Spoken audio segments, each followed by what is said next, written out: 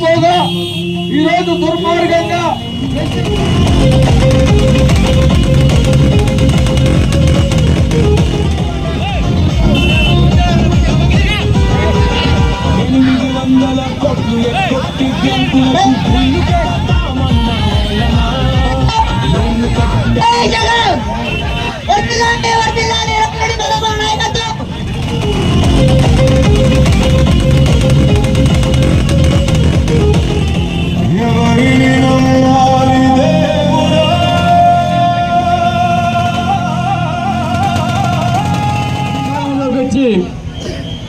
రెండు సంవత్సరాలు అయింది.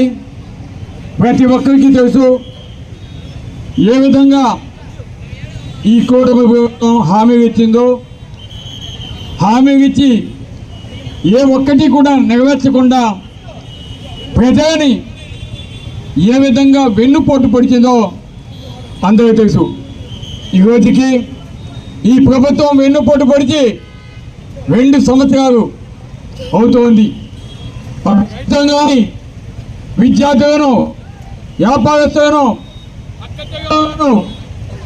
ప్రతి ఒక్కరిని కూడా మోసం చేసి ఏ విధంగా వెన్నుపోటు పడిచారో మనం అంతా కూడా చూసాం. ముఖ్యంగా నిరుద్యోగ యువతని ఏ విధంగా మోసం చేశారో కూడా మనం చూస్తూ ఉన్నాం. ఎందుకంటే డిఎస్సి కండక్ట్ చేశారు. అదే గతంలో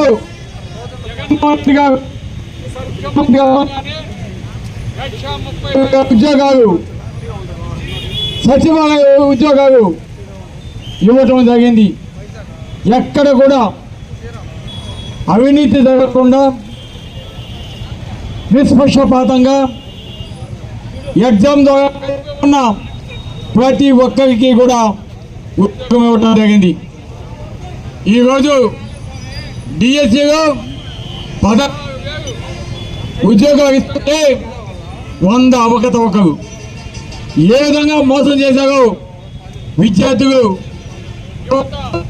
అందరూ కూడా గుర్తించాల్సిన ఆవశ్యకత ఉంది. స్పోర్ట్స్ కోటాని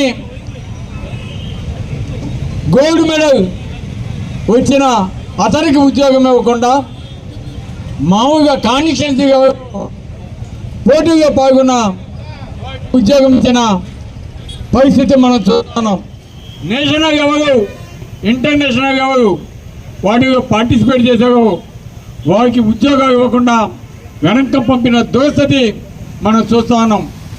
అదే కాదు, ఈ డిఎస్సి ఎగ్జామ్లో దాన్ని కండక్ట్ చేసేదానికి ఒక అతన్ని పెడతాడు. పెట్టడమే కాదు, ఆయన ఆధ్వర్యంలో ఈ ఎగ్జామ్స్ కూడా జరుగుతాయి. అదేవిధంగా ఆయన ఆధ్వర్యంలోనే ఆయన కూడా ఈ ఎగ్జామ్స్ రాయటం జరిగింది.